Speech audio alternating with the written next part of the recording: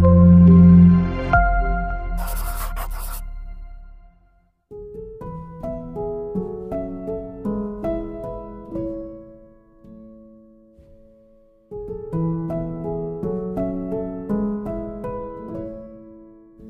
ini berjudul Karate Kid dengan tokoh utamanya bernama Dre. Dre adalah seorang anak yatim yang ayahnya telah meninggal dan saat ini ia hanya tinggal bersama ibunya aja. Di awal film diceritakan Dre dan ibunya yang akan pindah dari Detroit ke Cina karena ibunya yang akan bekerja di sana. Nah, Dre ini bisa dibilang gak tahu apa-apa soal Cina. Dre adalah anak yang nakal dan gayanya yang songong. Ibunya Dre terus-menerus memaksa Dre untuk belajar bahasa Cina, tapi Dre sepertinya nggak terlalu tertarik sama negeri Cina itu yang dianggapnya adalah negeri yang kumuh dan bangunannya yang sudah tua dan ketinggalan zaman. Tapi gimana pun juga, Dre harus tetap bisa nyesuaiin diri karena mulai sekarang dia bakalan tinggal di Cina dalam waktu yang cukup lama. Nah, singkat cerita, sampailah mereka berdua di Welcome to Beijing. Dre sangat merasa asing di tanah di mana dia berdiri itu. Karena semuanya terasa baru buat dia. Mulai dari bangunan-bangunannya, orang-orangnya, rumah barunya, dan bahkan acara TV SpongeBob aja bahasanya pakai bahasa Cina dan subtitlenya juga Cina. Sekali lagi, Dre adalah anak yang nakal yang kalau naruh baju sembarangan. Di sana Dre pun ngebiarin jaketnya tergeletak di lantai gitu aja. Dan ngelihat itu, maknya si Dre pun marah dan nyuruh Dre buat naruh jaket itu pada tempatnya. Lalu karena air panas di kamar mandinya itu dirasa rusak, maka ibunya Dre itu nyuruh Dre untuk manggil seorang teknisi yang bernama Mr. Han. Mr. Han adalah orang yang sangat tertutup dan pendiam. Pokoknya terkesan bukanlah orang yang ramah sama orang lain. Tapi di raut wajahnya Mr. Han itu, tampaknya ada sebuah kesedihan yang sangat mendalam yang mungkin dulu pernah menimpanya dan akhirnya mengubah kepribadiannya menjadi seperti yang sekarang ini. Saat di situ, Mr. Han yang sedang makan menggunakan sumpit pun merasa terganggu dengan kehadiran Dre. Akhirnya si Dre pun nungguin Mr. Han selesai makan dulu di luar. Tapi pas Mr. Han itu lagi makan, ada seekor lalat nih guys yang ngeganggu dia. Mr. Han pun mengangkat sumpitnya dan lalu lalu Dre pun pergi ke taman dan di sana dia mendapatkan teman-teman baru dan bermain basket bersama, bermain pingpong dan lain sebagainya. Di sana Dre melihat seorang gadis seumurannya yang sangat cantik bernama Mei Ying yang sedang duduk dan berlatih biola. Dre pun mencoba mendekatinya untuk sekedar mengobrol dan menyapanya. Gadis itu pun kelihatannya juga tertarik sama si Dre ini karena tingkah lakunya yang lucu dan rambutnya yang beda dari yang lainnya. Tapi tiba-tiba datanglah seorang anak lainnya bernama Chang yang kelihatannya dia juga menyukai si Mei Ying ini. Dan karena si Chang ini nggak suka kalau Dre ini ngedeketin si Mei Ying, maka untungnya mereka berdua segera dilerai sama si Mei Ying dan orang-orang di sana. Dan sesampainya di rumah, Dre yang nggak mau ngeliat ibunya khawatir itu karena mukanya yang babak belur, akhirnya masuk ke kamarnya secara diam-diam. Hingga esok harinya saat mau berangkat sekolah, dia pun memakai makeup ibunya dan memakai topi untuk menyembunyikan wajahnya itu. Tapi pas sampai di sekolah barunya itu, ternyata si Cheng dan Mei Ying itu juga sekolah di sana.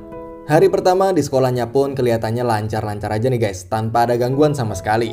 Setelah pulang sekolah, sore harinya Mr. Han pun datang ke rumah Dre dan membetulkan air panas di kamar mandinya itu. Tapi saat Mr. Han itu masuk, di sana terlihat Dre yang sedang berlatih karate dengan mengikuti gerakan-gerakan yang ada di TV. Mr. Han yang lagi di kamar mandi pun mencoba memanggil Dre, tapi dia nggak denger. Lalu what the f? Akhirnya Dre pun ke kamar mandi sambil bilang, Did you just hit me in my neck with a toothpaste cap?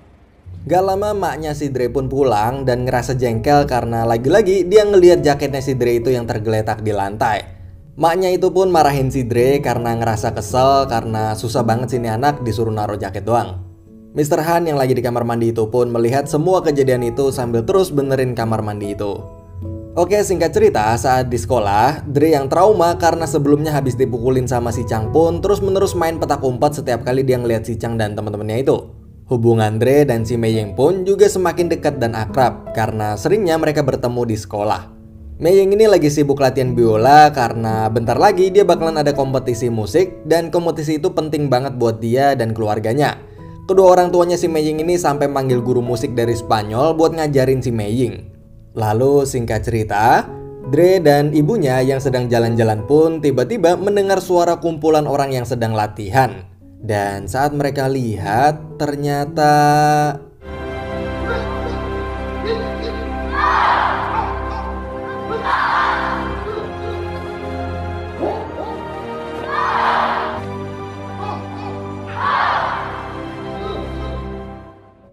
tapi saat Dre itu melihat-lihat ke dalam perguruan kungfu itu, ternyata si Chang, yaitu bocah yang membulinya di sekolah itu pun ternyata adalah murid di perguruan itu. Dre pun lalu langsung kesal dan pulang karena berpikir bahwa si Chang ternyata adalah orang yang jago kungfu. Dan dia nggak akan pernah mungkin menang lawan si Chang itu dan dia pasti bakalan terus dibully. Melihat perilaku Dre itu, ibunya pun khawatir dan bertanya apa yang sebenarnya terjadi. Tapi Dre nggak mau memberitahu ibunya itu bahwa dia selama ini sedang dibully. Dre hanya bisa marah dan berkata bahwa dia menyesal pindah ke Cina dan sangat membenci Cina. Hari-hari pun terus berlalu seperti biasanya di mana Dre yang dibully dan terus-menerus merasa ketakutan sama si Chang dan teman-temannya itu. Sampai guru sekolahnya pun juga nanyain ada masalah apa tapi Dre tetap nggak mau bilang. Lalu suatu hari saat Dre pulang sekolah, karena Dre udah nggak tahan lagi sama rasa takut yang mengganggunya itu, akhirnya Dre pun nekat buat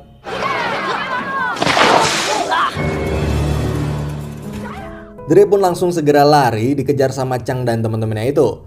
Tapi saat sampai di suatu tempat di mana Dre kekunci, mereka pun mukulin Dre sampai babak belur. Maaf ya guys, di bagian pembulian ini saya pause atau skip karena takut ditegur sama YouTube. Dan saat Dre ini udah babak belur dan mau di finishing, tiba-tiba Om Jackie Chan pun datang. Maksud saya Mr. Han. Dan lalu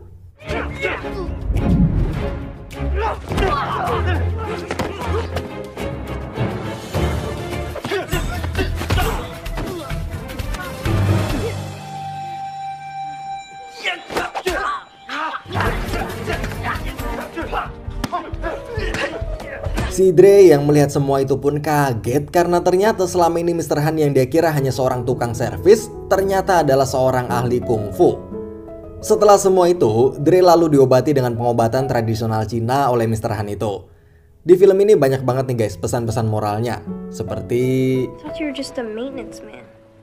You think only with your eyes, so you are easy to fool. No such thing as bad students, only bad teacher. dan banyak lagi pesan-pesan moral lainnya yang disampaikan oleh si Mr. Han ini. Akhirnya Dre pun memohon pada Mr. Han untuk mengajarinya kungfu, tapi Mr. Han menolaknya. Sampailah di saat Mr. Han dan Dre mengunjungi perguruan kungfu anak-anak tadi untuk meminta maaf pada guru mereka karena keributan sebelumnya. Tapi guru mereka justru nggak terima dan menyuruh salah satu dari Mr. Han atau Dre itu untuk berduel. Tapi Mr. Han yang kebetulan melihat poster turnamen kungfu di dinding akhirnya berkata bahwa Dre akan berduel dengan mereka di turnamen kungfu itu. Tantangan dari Mr. Han itu pun diterima oleh guru itu.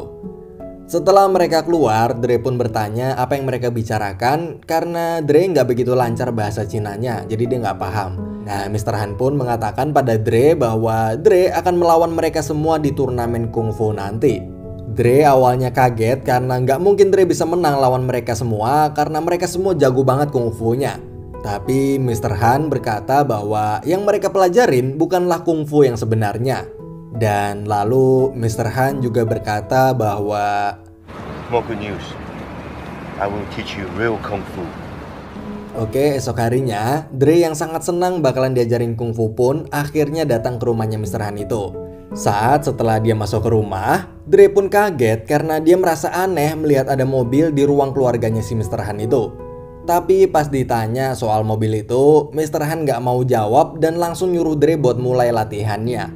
Tapi ternyata latihannya bukan diajarin jurus-jurus ini itu, tapi cuma disuruh buat take it on, take it off jaketnya aja, atau ngelepasin dan pakai jaketnya berulang kali. Put it on. Take it off. hand it up. Take it down. Put it on the ground. Pick it up. Dre seharian itu cuman belajar cara pakai jaket, lepasin jaket, gantungin jaketnya, jatuhin jaketnya, lalu diambil lagi dan kemudian diulang-ulang. Dre yang kesal pun terus-menerus nanya kenapa latihannya cuman gini doang, tapi Mr. Han nyuruh Dre buat tetap fokus tanpa banyak tanya. Hari demi hari pun berlalu, Dre masih terus melepas dan mengenakan jaketnya itu ribuan kali. Saat hujan, panas, siang, dan malam, hanya itu aja latihan yang diajarkan Mr. Han kepada Dre. Akhirnya, sampailah saat Dre itu muak sama latihannya itu karena dinilainya nggak ada kemajuan sama sekali karena cuman gitu-gitu doang. Dan akhirnya, emosi Dre pun meledak dan berkata bahwa dia berhenti. I put my jacket on 1,000 times, I took it off 1,000 times. This is stupid. I'm done. You know why you only have one student? Because you don't know Kung Fu. Melihat dan mendengar perkataan Dre itu, Mr. Han pun langsung memanggilnya dan lalu... Check it on. Remember, always strong. Pick up your jacket! Pick up your jacket. Be strong. Check it off! Dre pun kaget karena tanpa dia sadarin tiba-tiba dia jadi jago banget kungfu. Dan dari situ Mr. Han pun lalu menjelaskan pada Dre maksud dari gerakan memakai dan melepaskan jaket yang sudah Dre lakukan ribuan kali itu. Kung Fu lives in everything we do, Xiao Dre. And lives in how we treat people. Everything is Kung Fu. Semenjak itu, Dre jadi mulai serius lagi dalam mempelajari kungfu dan mulai respect lagi sama Mr. Han. Oh ya guys, Dre ini sekarang dipanggil sama si Mr. Han dengan nama Xiao Dre. Nama itu adalah nama Cina yang diberikan Mr. Han ke si Dre itu. Esok harinya, Xiao Dre dan Mr. Han pergi ke tempat di mana dulu waktu kecil Mr. Han berlatih kungfu bersama ayahnya. Di sana, Xiao Dre pun terkejut melihat betapa indahnya kungfu yang sebenarnya. Jauh berbeda dengan kungfu yang selama ini ia lihat di perkotaan. Bahkan sampai ada seorang wanita yang dikiranya Dre wanita itu bisa mengikuti gerakan seekor ular. Tapi ternyata Was copying the woman. setelah itu mereka terus berlatih kungfu di sana. Singkat cerita, setelah mereka pulang, esok dan esok harinya mereka masih terus berlatih. Dan tibalah sampai hari di mana Mr. Han mengatakan bahwa hari itu libur dan tidak ada latihan dulu karena Mr. Han hari itu sedang ada urusan penting. Di hari libur latihan itu, Xiao Dre mengajak Mei Ying bolos latihan juga untuk bermain di sebuah taman hiburan. Tapi tiba-tiba orang tua Mei Ying itu menelpon dan menjemputnya pergi karena audisinya si Mei Ying ini ternyata ada perubahan jadwal nih guys. Semenjak itu Mei Ying pun dilarang oleh orang tuanya untuk bertemu lagi dengan si Xiao Dre. Karena Xiao Dre ini dianggap oleh kedua orang tuanya Mei Ying itu telah mengganggu latihannya si Mei Ying itu. Xiao Dre yang mendengar perkataan itu pun merasa sangat sedih. Dan akhirnya saat dia pulang, dia pun mampir terlebih dahulu ke rumahnya Mr. Han. Saat Xiao Dre ini sampai di rumahnya Mr. Han itu, Xiao Dre pun gak sengaja melihat Mr. Han yang sedang...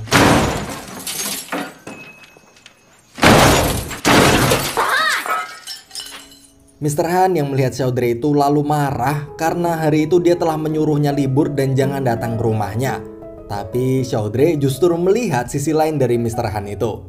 Akhirnya Mr. Han pun menceritakan semuanya pada Xiao Dre tentang sebuah kejadian yang dulu telah mengubah hidupnya.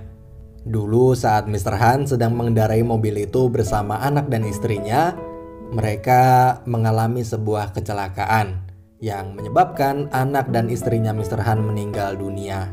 Semenjak itu Mr. Han setiap tahunnya selalu memperbaiki mobilnya itu, lalu menghancurkannya, lalu memperbaiki lagi dan menghancurkannya lagi. Every year, I fix a car. Still fix nothing.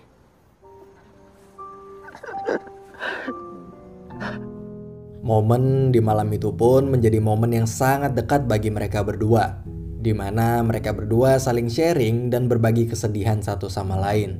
Singkat cerita, keesokan harinya, mereka berdua meneruskan latihannya itu. Hari demi hari pun berlalu, sampai akhirnya tibalah di malam hari sebelum turnamen dimulai. Di malam itu, Mr. Han dan Chaudhry saling berterima kasih satu sama lain, di mana Chaudhry berterima kasih pada Mr. Han karena telah membimbingnya berlatih kungfu dan sudah menjadi teman yang baik bagi Chaudhry. Mr. Han pun juga berterima kasih pada Chaudhry karena telah membantu menyadarkannya dan membuatnya bangkit dari keterpurukan masa lalunya Mr. Han itu. Dan sebelum mereka berdua pulang, Chaudhry pun meminta Mr. Han untuk menemaninya pergi ke rumah Mei Ying untuk meminta maaf pada kedua orang tuanya. Mendengar Chaudhry yang meminta maaf dengan tulus itu pun, ayah Mei Ying akhirnya mengizinkannya untuk tetap berteman dengan Mei Ying dan mereka juga akan hadir untuk menonton pertandingan Chaudhry di turnamen besok. Mendengar perkataan ayahnya Mei Ying itu, Chaudhry pun merasa sangat senang dan lalu... Rock and roll. Oke, akhirnya hari pertandingan pun tiba. Dan di awal sebelum pertandingan itu, Chaudhry yang melihat suasana aula pertandingan itu yang sangat meriah dan juga setelah melihat lawan-lawannya yang kelihatannya sangat tangguh pun jadi merasa gugup nih guys. Di sana juga terlihat Mei Ying dan kedua orang tuanya serta ibunya Chaudhry yang hadir di bangku penonton. Di pertandingan pertama, Chaudhry yang belum terlalu paham dengan peraturannya pun sampai harus ketakutan dan lari keluar lingkaran. Hal itu menyebabkan dia kehilangan poin pertamanya. Namun setelah dia bisa fokus, akhirnya dia pun berhasil membalikkan keadaan dengan menang 2 kali berturut-turut dengan skor akhir 2-1. Lalu tim dari perguruan Si Cheng pun juga terlihat sangat kuat nih guys. Mereka bahkan bisa menang dengan mudah dengan skor telak. Di pertandingan kedua dan ketiga, mereka berdua baik Chaudhry dan Cheng sama-sama memenangkan pertandingan hingga melaju ke babak semifinal.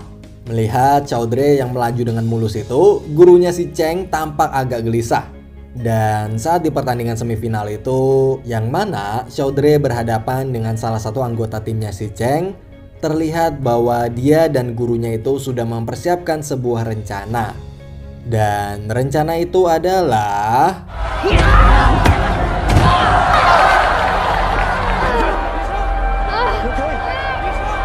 Setelah mematahkan kaki Chaudhry itu, temannya Si Cheng itu pun terlihat dari raut wajahnya bahwa dia merasa sangat bersalah dan tertekan karena harus menjalankan tugas kotor dari gurunya itu. Dan dia pun akhirnya didiskualifikasi. Setelah itu Chaudhry dibawa ke ruang medis. Di sana dokter mengatakan bahwa Chaudhry yang patah tulang nggak akan bisa melanjutkan pertandingannya dan harus menyerah. Sementara itu di arena ada panitia dan Cheng yang sedang menunggu kabar dari Chaudhry, dan bila Chaudhry nggak bisa ngelanjutin pertandingannya maka dia akan dianggap gugur dan Cheng bakalan otomatis menang. Tapi Chaudhry memohon ke Mr. Han supaya ngelakuin pengobatan tradisional Cina yang dulu pernah dilakuin ke Chaudhry juga.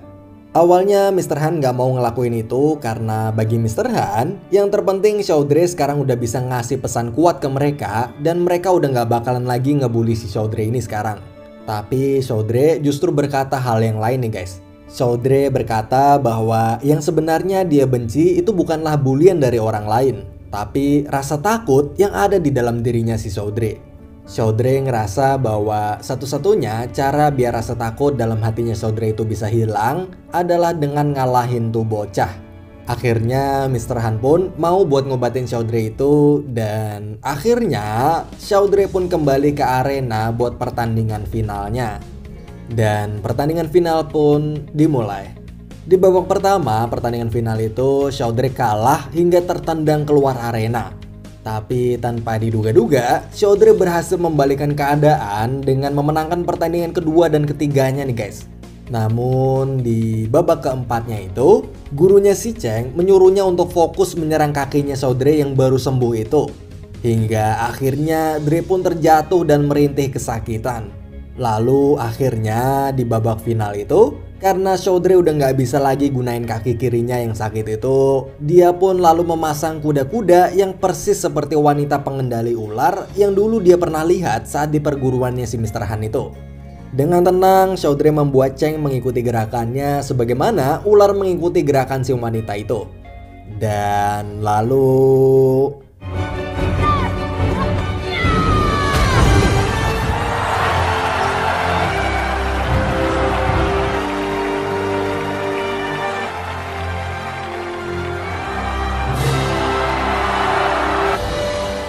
Chaudhry akhirnya kini bisa pulang tanpa ada lagi rasa takut di dalam hatinya. Dan film pun diakhiri dengan lagu dari Justin Bieber yang berjudul Never Say Never. Demikian nih guys, alur film dari Insomnia kali ini. Banyak banget pelajaran yang bisa kita ambil dari film ini. Tentunya beda orang, beda juga pelajaran yang diambilnya. Semoga video ini bisa menghibur dan mengobati rasa kangen kamu yang masa kecilnya dulu diisi dengan film-film dari Om Jackie Chan, Jet Li, dan Stephen Chow. Oh ya, Insomnia Film juga mau ngucapin terima kasih ke kalian semua karena video alur film Insomnia yang sebelumnya tentang pembahasan film Hacksaw Ridge baru aja tembus 1 juta view nih guys. Saya akuin emang sedih banget tuh film. Terima kasih buat kalian yang sudah ngasih like dan berkomentar di video Hacksaw Ridge itu hingga akhirnya video itu bisa tembus 1 juta view. Terima kasih juga buat kalian yang udah subscribe dan udah jadi penonton setia Insomnia Film. Dan buat kalian yang belum mau subscribe dulu nggak apa-apa, silahkan terus nikmatin video demi video dari Insomnia Film ini. Sampai suatu saat kamu merasa Insomnia layak untuk kamu subscribe. Buat kamu yang udah ngantuk, saya ucapin selamat tidur. Dan buat kamu yang masih belum ngantuk, mungkin kamu juga bisa nonton film ini juga. Makasih udah nonton dan Assalamualaikum.